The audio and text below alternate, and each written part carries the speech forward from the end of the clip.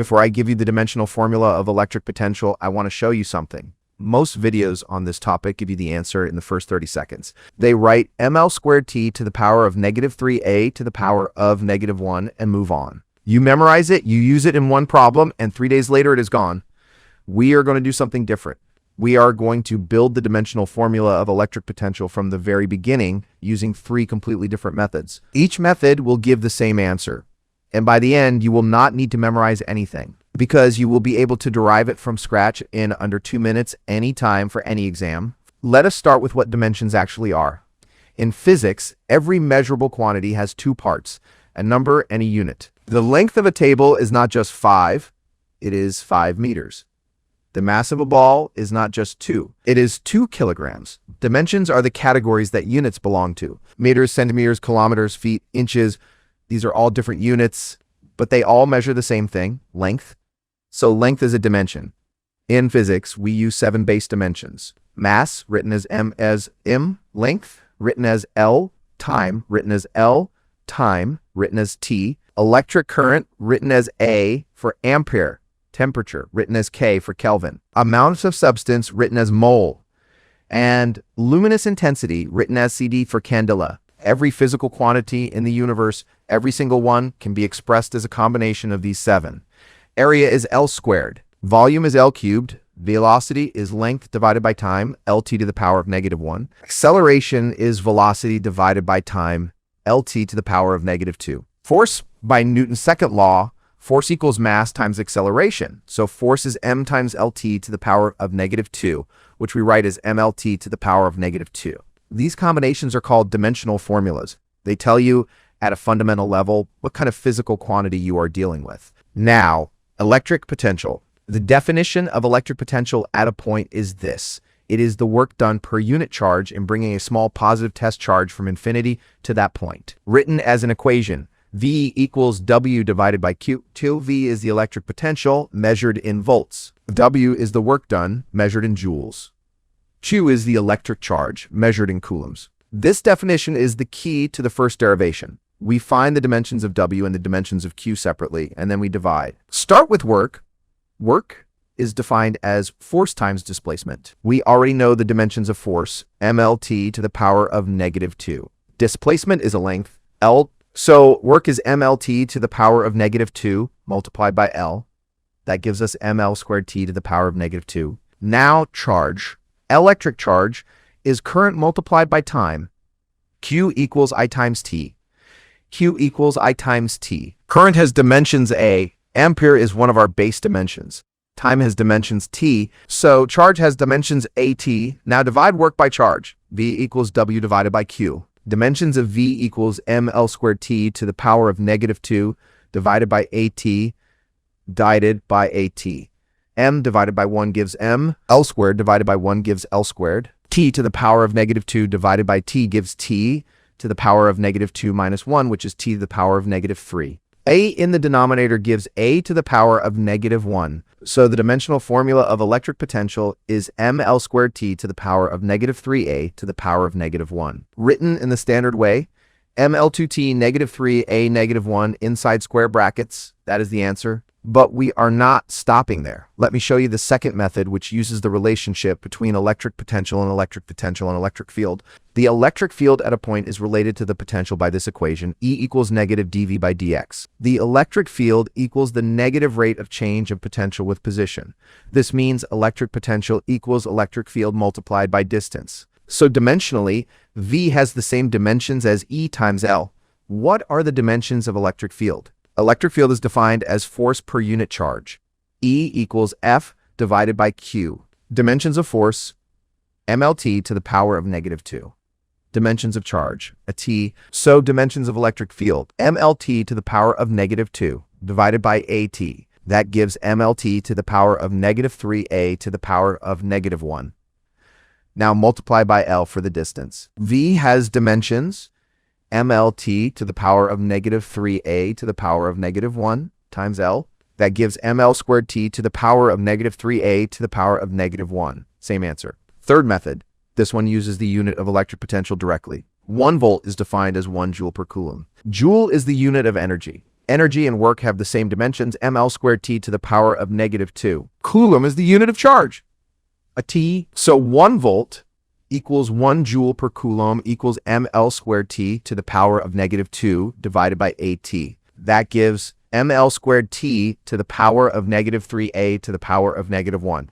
Three methods, three independent derivations. One answer, ML²T to the power of -3A to the power of -1. Now I want to show you something that most textbooks skip. The dimensional formula is not just an answer to write in an exam. It is a tool, and it is an incredibly powerful one. Let me show you how to use it. First use, checking whether an equation is correct. Suppose someone tells you that electric potential V equals epsilon naught times E squared divided by rho, where epsilon naught is the permittivity of free space, E is the electric field, and rho is charge density. Is this equation dimensionally correct? Let us check. The dimensions of permittivity epsilon naught come from Coulomb's law. F equals Q squared divided by 4 pi epsilon naught R squared. So epsilon naught equals Q squared divided by F times R squared. Dimensions, a squared T squared divided by MLT to the power of -2 times L squared. That gives M to the power of -1L to the power of -3T to the power of 4A squared. Dimensions of E squared, M squared, L squared T to the power of -6A to the power of -2. Dimensions of epsilon naught times E squared. Multiply the two together. M to the power of -1 times M squared is M squared. L to the power of -3 times L squared is L to the power of -1. T to the power of 4 times T to the power of -6 is T to the power of -2. A squared times A to the power of -2 is A to the power of 0, which is just 1. So epsilon naught times E squared has dimensions ML to the power of -1T to the power of -2. Now charge density rho is charge per unit volume, a T divided by L cubed, which is ATL to the power of -3. Divide epsilon naught E squared by rho, ML to the power of -1T to the power of -2 divided by ATL to the power of -3. M divided by 1 gives M, monsieur. L to the power of -1 divided by L to the power of -3 gives L squared. T to the power of -2 divided by T gives T to the power of -3. Divided by A gives A to the power of -1. Result, ML²T to the power of -3A to the power of -1. That is exactly the dimensional formula of electric potential. The equation is dimensionally correct. This is the power of dimensional analysis. You can verify an equation before you even understand where it comes from. If the dimensions do not match, the equation is definitely wrong. If the dimensions match, the equation might be right. It still needs physical verification, but at least it has passed the first test. Second use, finding the dimensional formula of quantities you do not know. Suppose you come across a quantity called electric flux, written as phi. You know that electric field E equals phi divided by area. So phi equals E times area. Dimensions of E MLT to the power of -3A to the power of -1. Dimensions of area L squared. Dimensions of phi ML³ to the power of -3A to the power of -1. You did not need to memorize that. You derived it from what you already knew. Third use, converting units. Suppose you need to convert electric potential from SI units to CGS units to CGS units. The dimensional formula tells you exactly which base units are involved and in what powers. You replace each base unit with its CGS equivalent and the conversion falls out automatically. This is why physicists care so much about dimensional formulas. They are not answers. They are not answers. They are tools. Let me now give you the dimensional formulas of the key quantities related to electric potential so you can see how they connect. Electric potential, ML²T to the power of -3A to the power of -1. Electric field, MLT to the power of -3A to the power of -1. Notice the difference. Electric field has one fewer power of L compared to electric potential. This makes sense. Potential times per unit length gives field. Electric potential energy, the energy stored in a charge at a given potential, equals charge times potential, equals charge times potential. Dimensions, a T times ML²T to the power of -3A to the power of -1. A times A to the power of -1 cancels to give 1. T times T to the power of -3 gives T to the power of -2. Result, ML²T to the power of -2. That is the dimensional formula of energy, which makes complete sense. Electric potential energy is a form of energy, Capacitance, defined as charge stored per unit potential. C equals Q divided by V. Dimensions: a T divided by ML²T to the power of -3A to the power of -1. A times A to the power of -1 in the denominator gives A squared. Wait, let me do this carefully. Q has dimensions AT. V has dimensions ML²T to the power of -3A to the power of -1. Q divided by V, a T divided by ML²T to the power of -3A to the power of -1. Dividing by something to the power of -1 in the denominator means multiplying by it in the numerator. So T times M to the power of -1 times L to the power of -2 times T to the power of 3 times A. A times A gives A squared. T times T to the power of 3 gives T to the power of 4.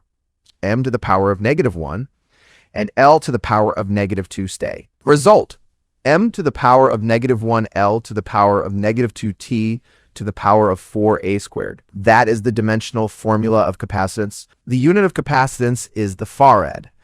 And if you look up the dimensional formula of the farad anywhere, you will find exactly this, which confirms our working is correct.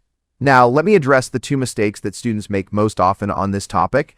Mistake 1, confusing electric potential with electric potential energy. Electric potential is V measured in volts, dimensions ML²T to the power of -3A to the power of -1. Electric potential energy is U or W measured in joules, dimensions ML²T to the power of -2. They are related by U equals Q times V. They are not the same. Electric potential is a property of a point in space. It exists whether or not there is a charge there. Electric potential energy is the energy of a specific charge placed at that point. The dimensional formulas differ by AT, the dimensions of charge. Never mix these up. Mistake 2, forgetting that current, not charge, is the base dimension. In the SI system, ampere is the base unit, not coulomb. Charge is defined as current times time. Q equals I times T. So charge has dimensions AT, not just A. When you write the dimensional formula of any electrical quantity, always express charge as AT. Never write just A when you mean charge. A alone is the dimension of electric current. AT is the dimension of electric charge. Getting this wrong will give you the wrong answer for every electrical quantity. Let me give you a quick method for any exam. If you need the dimensional formula of any electrical quantity and you have forgotten it, always go back to one of two things. Either the definition of the quantity, what it equals in terms of simpler quantities, or an equation that involves it that you know is correct. For electric potential, V equals W over Q. Work is force times distance. ML²T to the power of -2. Charge is current times time, a T. Divide ML²T to the power of -2 over AT equals ML²T to the power of -3A to the power of -1. That is it. That is it. 4 steps, 30 seconds. No memorization required. The dimensional formula of electric potential is ML²T to the power of -3A to the power of -1. But more importantly, you now know 3 different ways to derive it. You know how to use it to check equations. You know how to use it to find the dimensions of related quantities. You know the 2 mistakes that trip up most students. And you know that dimensional analysis is not just an exam trick. It is a genuine tool that physicists use to check their work, convert units, and explore new relationships. Every formula you will ever see in electrostatics can be verified dimensionally. Every new quantity you encounter can have its dimensions derived from what you already know. The base dimensions, ML²T are the building blocks of all of physics. Learn to manipulate them fluently, and no dimensional formula question will ever surprise you again.